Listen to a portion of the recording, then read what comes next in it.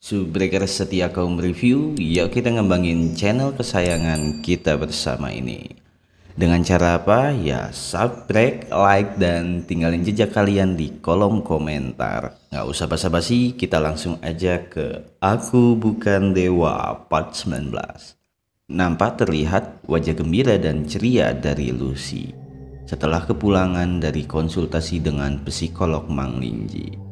Lucy dengan Joseph membahas bahwa keputusan Joseph sudah disetujui oleh Dewan Penatua. Ya kita semua udah pada tahu kalau karena Lucy yang udah dicuci otak sama Linji secara nggak sadar. Ya bisa dibilang mereka sama-sama nggak sadar. Si Linji nggak sadar nyuci otak Lucy dan pelanggannya yang lainnya. Dalam obrolan mereka, Lucy ngeyakinin Joseph kalau nggak lama lagi para Dewan Penatua bakal ngangkat Joseph jadi kesatria radian. Karena Dewan Penatua ngerasa Joseph semakin lama ya semakin lemah kalau dia masih memegang pedang kandela. Nah, dan juga bersamaan dengan jadi kesatria radian. Sedangkan sekarang ini pedang kandela udah di ACC kalau diserahin ke Linji. Jadi mereka udah nggak takut lagi kalau Joseph oleng dan hilang kendali. Jadi Lucy itu ngeyakinin Joseph bahwasannya bakalan jadi kesatria radian lagi. Karena itu di pembicaraan terakhir mereka, Joseph bertanya ke Lucy, gimana hasil dari toko buku, katanya. Apa kamu mendapat bantuan dari Mang Linji gitu? Apa lo udah terlahir kembali jadi orang baru? Jadi pertanyaan Joseph yang penasaran dia sama Lucy apa gitu. Nah, Lucy yang ngedengar pertanyaan itu, dia langsung nunjukin ekspresi senyum ke Joseph. Dan dia sambil pergi, Lucy pun menjawab kalau si Linji ini udah ngasih kehidupan baru. Ternyata di balik pintu si Claude ini nguping obrolan Joseph dan Lucy. Tapi ketahuan sama si Joseph ya, udah itu disuruh keluar gitu kan. Joseph nanyain perubahan Lucy ke Claude. Nah karena memang Claude yang udah nguping, Claude pun bilang ke Joseph bahwa memang udah ngerasa perubahan dari Lucy yang tadinya pendiam, kaku, dingin, dan sekarang udah humble. Dia ramah ke teman-temannya yang lain, kawan kerjanya gitu. Nggak kayak dulu lagi lah gitu. Ya udah kelihatan juga pakaian-pakaian seksinya si Lucy itu udah balapan gitu sama kutangnya kan. Mimin ngerasa sih ini Claude ini ada hati nih sama si Lucy. Dari cara pandangannya sama si tatapannya, dia muji, wah kelihatan lagi kasmaran. Ditambah lagi si Joseph ini nasehatin Claude, ya jangan lama-lama, kesempatan nanti bakalan hilang katanya. Dia ngedengar ucapan Joseph, Claude jadi malu-malu, mukanya memerah. Namun Joseph ini ngasih wejangan karena dari pengalaman pribadinya. Ya kayaknya nanti kita bakalan ngebahas kisah asmara si Joseph. Joseph ngasih kesempatan ke Claude biar deket sama si Lucy dengan cara nyuruh si Claude ini minta data tentang penilaian dari dan pertempuran yang terjadi di Nokin 23. Udah itu salah satunya juga yang persetujuan pedang kandela buat ke tangan Linji. Jadi ngedengar kesempatan itu, Claude ngeyakinin dirinya sendiri nih bahwa dia bisa ngedeketin Lucy. Singkat cerita, pas keberaniannya udah terkumpul, si Claude ini nyapa si Lucy. Dia ngenalin dirinya ke Lucy dan dia sok mau nyondingin datanya gitu guys. Jadi datanya Claude mau diminta, datanya Lucy mau diminta buat disamain dan buat laporannya. Ya alasannya disuruh Joseph lah gitu. Nah ini nih GG-nya ternyata skill barunya Lucy ini auto aktif. Nah autopilot guys. Dia itu bisa ngebaca isi hatinya Claude, buruk ataupun baik, bisa dibaca. Nah kan ini mampus nih Claude, isi hatinya itu kata-katanya tentang cinta semua ke Lucy. Aku ingin berbicara, aku ingin berkencan denganmu, aku menyukaimu, kata-kata yang lagi bucin gitu. Pas Lucy tahu isi hatinya Claude, itu malah buat Lucy jadi malu. Mukanya ini memerah ya, jadi kaget dia. Cuman karena Lucy yang dulu bukanlah Lucy yang sekarang, dia ngehargain Claude. Dia lebih ngejaga perasaan si Claude. Dia cuman bilang ke Claude kalau datanya udah disiapin di ruang kantornya, ruang kerjanya, dan nyuruh Claude untuk datang ke kantornya kalau lagi gabut ataupun lagi ada jam istirahat. Nah, anjay nih Claude nih, hoki nih, tanpa nyatakan aja udah tahu isi hatinya. Jadi bukan omdo-omdo gitu kan ya. Ngedengar ucapan ramah Lucy, Claude jadi seneng. Dia bahagia banget ya. Jadi ini menurutmu Mimin ini Lucy ini masih jadi pemegang hati Mimin. Top markotop dari 1 sampai 100 nilainya 90. Oke. Nah, sesi kasmaran Claude ini kita skip. Sekarang kita ke Joseph. Scene berpindah di dalam ruangan kantor Joseph. Nah, Joseph ini lagi ngelamun sambil natap pedang kandela. Joseph ini ngelamunin masa mudanya sama si istrinya. Istrinya ini bernama Daria. Joseph keinget waktu Melissa masih anak-anak. Di situ Daria ngasih tahu ke Joseph kalau ngedidik Melissa itu jangan terlalu keras karena dia masih kecil. Joseph ini kangen sama istrinya guys, inget-inget kayak gitu, kayak ada penyesalan gitu loh.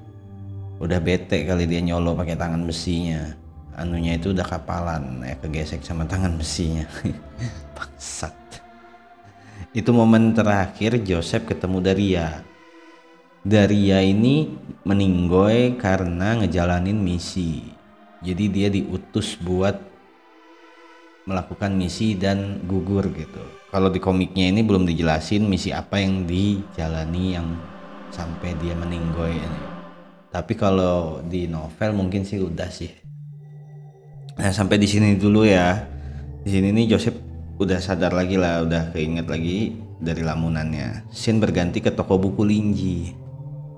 Linji yang kelihatan lagi gabut, dia baca buku pelanggan. Dia lagi merhatiin dia lagi merhatiin status keluhan dan masalah pelanggannya satu persatu. Ya dari Wilde, Neng Jisoo, Melissa, Doris, Joseph, pokoknya masih banyak lah. Tapi pas sampai di data Joseph, si Linji ini mikir, dan Joseph ini minjem buku udah lama nggak dibalik-balikin. Nah dia ini udah telat beberapa hari. Dia juga segan si Linji mau nanyain ke Joseph buat nagih buku dan minta uang keterlambatannya gitu. Ya karena si Joseph itu kan pensiunan tentara ya, dia veteran gitu kan. Tapi lucunya dia itu masih sempet-sempetnya berpikir kalau nipu Joseph itu mudah banget. Karena menurut Linji ini cuma pakai buku dongeng aja sama petuah-petuahnya si Joseph ini bisa tertipu. Lah apalagi ini anaknya nih si Melissa, gampang banget ditipu. Karena Melissa sampai beli buku banyak yang di part kemarin itu ya. Kita lanjut. Dan yang terakhir 3 hari yang lalu dia ingat pasiennya yang bernama Lucy. Itu Lucy doang yang jadi pelanggannya. Sampai saat ini nggak ada. Tapi dia tetap bersyukur karena dulu lebih sulit nyari pelanggan. Dalam 1 bulan aja bisa dapet 1 pelanggan, itu jarang banget. Di saat dia ngelamun sambil baca-baca bolak-balik buku dan duduk, tiba-tiba Joseph datang ke toko buku Linjinya. Nah dia itu sambil membawa pedang kandela yang dibungkus kain putih. Ngelihat Joseph yang datang, Linji langsung menyapa. Dan dia bilang ke Joseph kalau dia udah harus balikin buku yang disewa. Joseph cuman jawab kalau misalkan dia baru sempet itu karena sibuk. Dan ini datang aja dia harus nyempet-nyempetin gitu. Nah, perdebatan ini sayang nih kalau Mimin cuman ngerangkum dan nge-reviewnya. Jadi Mimin mau buat percakapan mereka gitu biar agak lebih jelas, ya nggak guys? Bener kan? Joseph bertanya pada Linji, "Sepertinya kau sudah lama menungguku." "Tidak selama itu," jawab Linji. Namun di dalam hatinya Linji bergumam, "Aku tidak bisa bilang kalau aku sedang memikirkan tentang kapan kalian membalikan bukunya dan biaya keterlambatannya." Tapi Linji langsung bertanya kepada Joseph, "Kau sudah memutuskan tentang apa yang kita diskusikan terakhir kali?" "Sudah, inilah keputusanku." Terlihat Joseph menunjukkan pedang kandela. Nah, ngelihat Joseph yang naruh pedang dan dia bilang inilah keputusanku, itu tuh ngebuat Linji itu nambah bingung. Apa yang dimaksud Om Joseph ini? Linji itu terusan bingung. Dia ngerasa kalau Joseph ini bakalan ngasih souvenir pedang gitu. Karena dia lihat ada pedang, terus inilah keputusanku. Oh, dia spekulasi bahwa Linji ini bakalan dikasih souvenir pedang-pedangan sama si Joseph. Tapi nggak lama kemudian Joseph kembaliin buku, dia ngeluarin dari sakunya. Yang Linji taunya buku itu kemarin itu yang judulnya Pangeran Kecil, dongeng Pangeran Kecil. Linji bertanya dengan Joseph, "Sepertinya kau dalam suasana hati yang baik. Dan sepertinya buku ini benar-benar membantumu." Nah, ya kan, tanyaannya Linji itu. Mendengar pertanyaan dari Linji, Joseph langsung menjawab, "Buku ini meringankan rasa sakitku secara signifikan. Aku tidak pernah serilek ini sebelumnya. Aku berterima kasih sebesar-besarnya." Dan dia melanjutkan dengan berkata, "Itulah sebabnya aku sudah mengambil keputusan." Jadi sampai di sini Linji itu masih aja bingung omongan Joseph tentang mengambil keputusan. Kelihatan benar ekspresi Linji itu memang benar dia bingung. Tapi yang melihat Joseph yang matanya penuh tekad dan kelegaan membuat Linji ini berpikir kalau Joseph memang berkata lagi serius. Linji langsung menyimpulkan kata-kata dari Joseph. Arti dari mengambil keputusan adalah tentang memberikan Linji pedang itu. Linji pun menatap dan memperhatikan pedang kandela.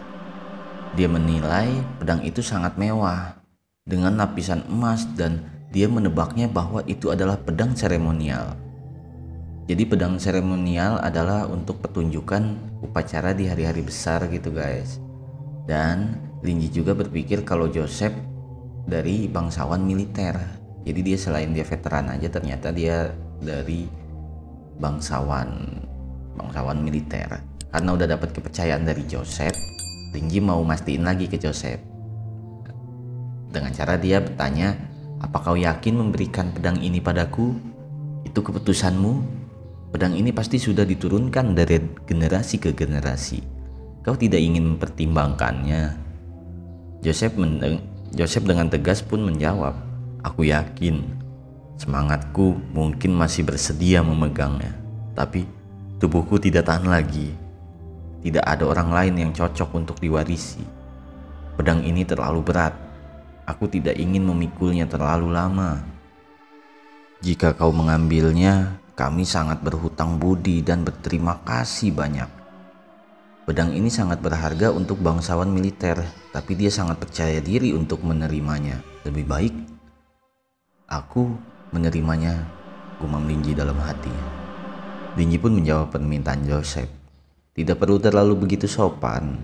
Aku selalu senang membantu pelangganku. Bisa membantu kalian membuatku merasa baik juga." Linji mencoba memegang pedang dan dia merasakan pedang kandela itu tidak terlalu berat seperti yang ia bayangkan dan juga dikatakan oleh Joseph. Namun Linji kagum dengan motif dan detailing dari pedang buatan kerajinan bangsawan militer. Di saat Linji mengayunkan pedang dengan santai, nampak Joseph heran bercampur kagum. Bagaimana tidak, selama hidupnya Joseph tidak bisa dengan mudah mengayunkan dengan santai tanpa mengeluarkan tenaga dalamnya. Terlebih lagi material untuk membuat pedang kandela semuanya berasal dari dunia mimpi. Segala bahan dan material yang berasal dari dunia mimpi, jika kita ingin menggunakannya, itu harus menggunakan kekuatan tenaga dalam. Hal itu membuat Joseph berpikir, kekuatan yang dimiliki Linji berasal dari dunia mimpi, dan kemungkinan Linji juga dari dunia mimpi. Linji yang kagum dengan desain pedang kandela, dia langsung merasakan kemewahan dari nilai pedang itu. Sambil senyum dan menatap pedang, Linji berkata pada Joseph, "Terima kasih untuk hadiahmu, Tuan Joseph. Aku benar-benar menyukai pedang ini. Apakah aku bisa menariknya keluar dan melihat isinya?" Dengan mendengar perkataan Linji, Joseph kaget dan dia berpikir bahwa Linji sudah mengetahui bagian utama dari kutukan pedang kandela. Padahal yang dimaksud Linji ini itu cuma buat buka sarung pedangnya doang, dan dia mau lihat isinya, mata pedangnya. Jadi sekali lagi Mimin ceritain dari sejarah pedang kandela ya. Dahulu itu pedang kandela itu adalah pedang suci. Nah, pedang suci yang dimiliki oleh Raja Elf. Raja Elf itu bernama Kandela. Kekuatannya sangat legendaris hingga bisa menyaingi dewa, dan dia memakai pedang itu untuk bunuh diri. Nah, jiwanya itu terjebak di dalam pedang. Entah terjebak apa dia yang mengutuk dirinya sendiri dan jiwanya, kita nggak tahu. Untuk memicu Raja Kandela bisa gila, kita bakalan flashback lagi dari buku sejarah kuno. Jadi menurut sejarah, dulu saat perang, Raja Kandela bisa menyaingi para dewa dan dengan orang-orang peringkat tak terlukiskan. Jadi Raja Kandela ini ngelawan orang dengan peringkat indescribable aja bisa gitu loh, apalagi cuman para manusia biasa gitu kan. Nah, para prajurit dan pendukung dari Raja Kandela ini mencapai jutaan penduduk, dan Raja Kandela bisa memerintah singa dan elang untuk menjadi pasukan tempurnya. Tuh apa nggak gile, singa, elang, binatang-binatang ini bisa dibuat pasukan tempurnya. Kandela juga bisa membangkitkan kekuatan cahaya dan api bersamaan, sehingga saat dia mengeluarkan kekuatan itu secara bersamaan itu seperti mengendalikan matahari. Kisah Raja Kandela saat melawan Dewa Arus itu sangat melegenda, karena kekuatan Dewa Arus adalah dewa yang membawa malam tanpa cahaya. Walaupun Raja Kandela kalah, itu tetap aja dia bisa bertahan gitu. Sama kayak si Joseph lawan Wilde gitu. Wilde kalah tapi masih hidup. Bedanya Raja Kandela ini mulai nggak waras. Mungkin salah satunya karena kehebatan dia dan segel-segel jurus terlarangnya yang dia gunakan gitu kan. Dan dia juga akhirnya setelah mulai oleng dan gak waras itu dia bunuh diri pakai pedang itu. Di saat itulah jiwa Raja Kandela masuk ke pedang, dan itu membuat wabah untuk yang memegangnya. Dan juga dari awalnya itu pedang suci berubah dengan nama pedang Kandela Terkutuk. Karena menara instrumen rahasia ngedesain gagang pedang dan sarungnya itu dengan tujuan buat nahan penyebaran kutukan. Nah, sekarang ini Linji mau bukanya.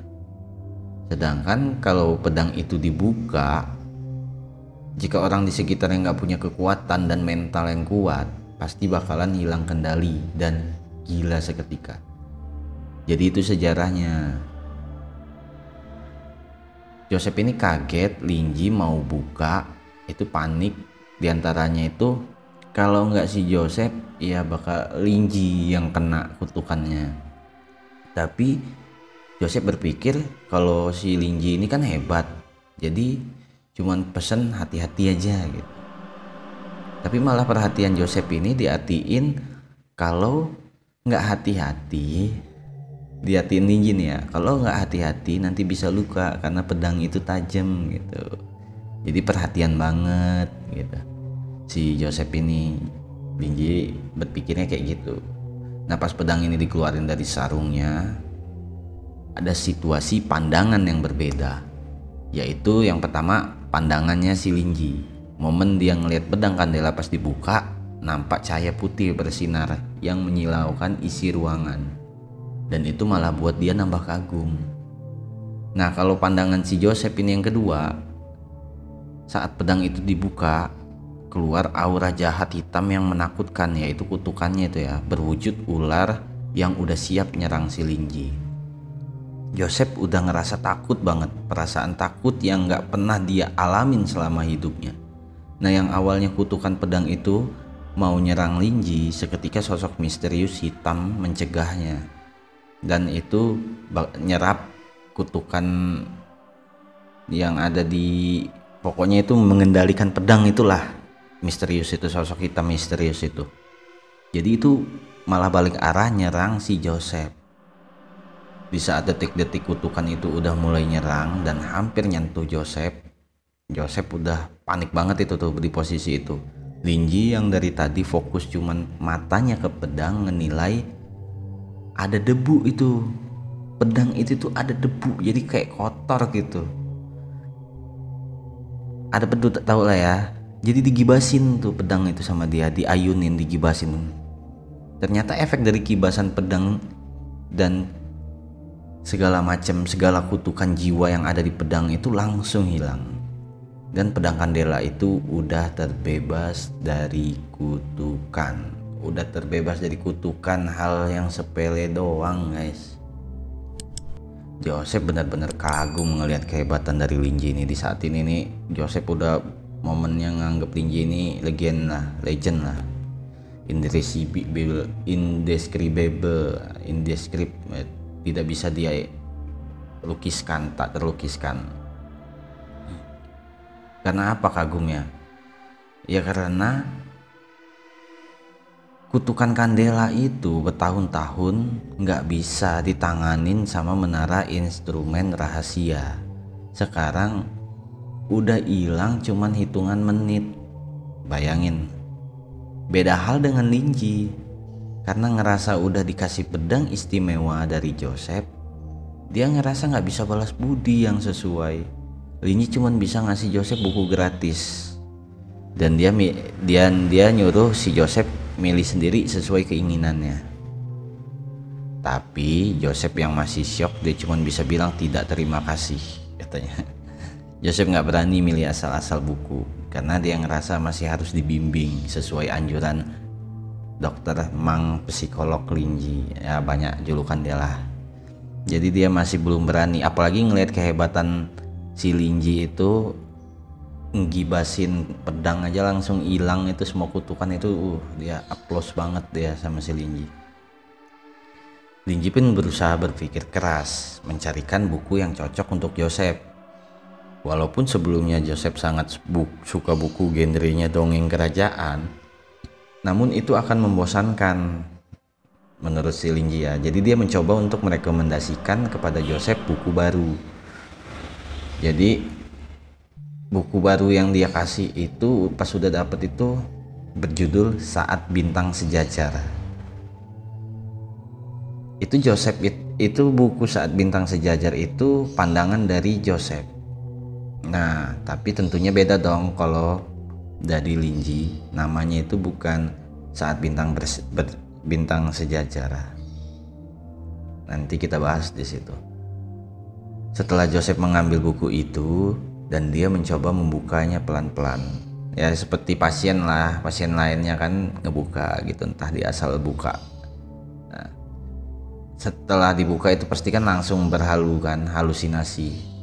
Nah Joseph terbawa ke ruang dimensi kegelapan tak berujung. Dia panik melihat kanan dan kirinya semua terasa hampa hitam. Tapi tiba-tiba keadaan berubah di saat ada yang berkata, "Jangan takut pelangganku. Setidaknya kau tidak akan menemukan bahaya di sini." Joseph penasaran dan dia menoleh. Nampak pria topeng yang sedang duduk santuy sambil baca buku. Manusia bertopeng itu mengatakan, Selamat datang orang yang mencoba menatap bintang-bintang dengan sia-sia. Joseph masih bingung apa maksud dari omongan manusia bertopeng itu. Dan Joseph menanyakan namanya. Namun manusia bertopeng itu hanya meminta panggilan dengan nama L. Kita sebut aja Bang L. Nah ini Joseph juga pasti mikirnya itu Linji, pemilik toko buku. Tapi dia udahlah CTA gitu maksudnya kan. Joseph bertanya pada Bang L, di mana ini? Dan tempat apa ini? Jadi pertanyaan-pertanyaannya si Joseph ini diabaikan sama si Bang L. Intinya yang buat aneh, Bang L ini ngajak main game. Dengan jari-jarinya Bang L ini mengkocok dadu. Dadunya itu bukan di dalam gelas atau di dalam wadah, dadu berterbangan tapi. Nah, pas sudah didapat, yang menjadi buat panik Joseph, ucapan dan lingkungan sekitarnya ini bisa dikendalikan Bang L sesuai dengan situasi keinginan yang dituju Bang L. Itu buat panik Joseph banget. Sedangkan Bang L berucap game yang akan dimainkan adalah bergerak dengan rekan-rekanmu. Jadi ini game tentang kejiwaan. Singkat ceritanya gini guys, Bang L ini ngasih game pertanyaan ke Joseph, dan itu nyinkron dengan situasi yang sedang dia ucapkan, yang sedang Bang L ucapkan. Game ini nampak nyata dan Bang L ini ngebuat kekuatan Joseph juga hilang. Jadi kalau Joseph gagal ya game over gitu, dia juga mati gitu. Game pun dimulai dan situasi dan keadaan pun berubah sesuai dengan ucapan Bang L. Joseph bersama teman-temannya berada di sebuah bangunan kota terbengkalai. Bangunan itu mau runtuh dan tiba-tiba di belakang mereka ada monster. Dan monster itu sangat kuat hingga menyengkram Joseph sampai buat hilang kendali. Jika itu terjadi, apa yang Joseph lakukan? Nah, itu pertanyaan yang diajukan oleh Bang L ya. Monster itu monster dari dunia mimpi lah. Di dunia mimpi itu kan terkenal tuh monster-monsternya. Nah, sama aja tingkatannya. Indescribable juga ada, Legend juga ada, apa juga tuh, Mythic juga ada tuh. Bang L pun ngejelasin konsekuensinya jika Joseph gagal menjawab pertanyaan dari game yang Bang L berikan. Nah, jadi konsekuensinya itu monster dari dunia mimpi itu yang meliliti tubuh Joseph bisa membuat Joseph game over, ya ibarat langsung ditelan atau dihancurkan gitu ya. Kalau misalkan Joseph salah dalam menjawab. Jadi dengan lantang Joseph menjawab, aku harus menyuruh rekan-rekanku untuk segera melarikan diri. Jawaban itu pun membuat game selesai dan Joseph bisa memenangkan gamenya. Monster itu pun langsung melepaskan Joseph. Joseph kembali sadar. Saat dia tersadar, Joseph terlihat shock dan berkeringat. Dia menilai bahwa Linji bukanlah tingkat indescribable biasa, namun tingkat legenda. Dan saat Joseph mengira tujuan Linji memberikan buku itu untuk membantunya, sambil memegang buku, Joseph berkata pada Linji, mereka yang ada di legenda itu para makhluk hebat dan dari peradaban ini.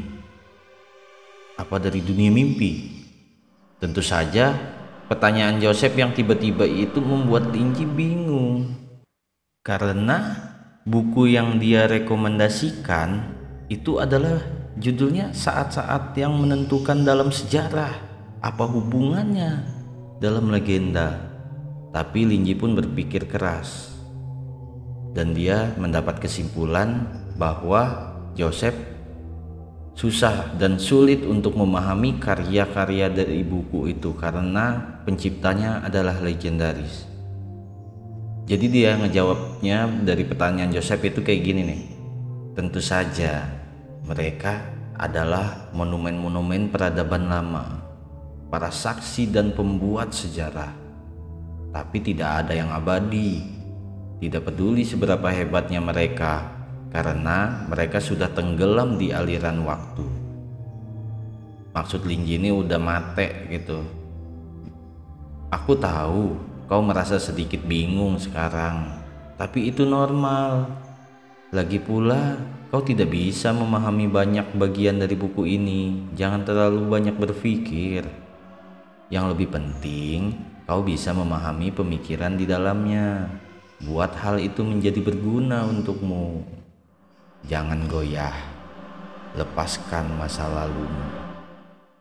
Entah itu rasa sakit atau kemuliaan, hadapi masa depan dan selesaikan masalah dengan lebih baik. Ambil buku ini sebagai hadiah dariku. Pulanglah dan baca dengan baik. Linji ngasih petuah bijak yang emang nyentuh buat si Joseph ini nih. Sepertinya jangan melebih-lebihkan atau meremehkan dirimu sendiri. Penuhi saja takdirmu saat waktu tiba. Kau tidak perlu bersinar cemerlang untuk keabadian seperti bintang. Kau hanya perlu mengikuti keinginanmu sebaik yang kau bisa dan berpegang teguh pada keyakinan. Dari beberapa kata Linji, seketika Joseph teringat saat dia disumpahi menjadi kesatria radian. Secara perlahan, pengobatan Linji ini bisa dibilang kayak cuci otak.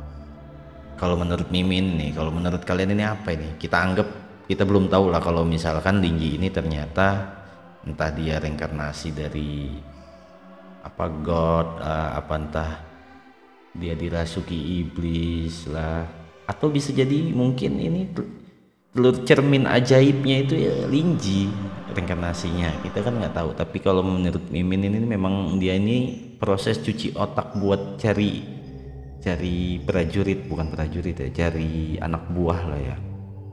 Jadi yang udah ke Linji ini pasti udah kena cuci otaknya, terus nganggep Linji ini Tuhan, bukan nabi lagi, Tuhan. Jujur aja Mimin ngerasa ngeri banget ini kalau Linji ini ada di Indo ini. Oke ya, untuk 19 di part 19 ini Aku Bukan Dewa kita sampai di sini saja dahulu. Maaf ya kalau Mimin agak telat balesnya, dan kalau emang kalian suka ya monggo di like, komen, dan tinggalin jejak kalian di bawah. Oke. Tapi suka nggak suka itu ya harus like kalau udah nonton video Mimin. Oke. Jangan banyak-banyak mikir, langsung aja like-nya, subscribe-nya. Bantu channel kita ini berkembang biar lebih baik. Oke. Terima kasih. Dadah. Oke, jangan lupa ya subscribe-nya, like-nya, komennya ditunggu. Bacotan kalian, ayo kuat mental Mimin bacot aja terserah. Oke, thank you.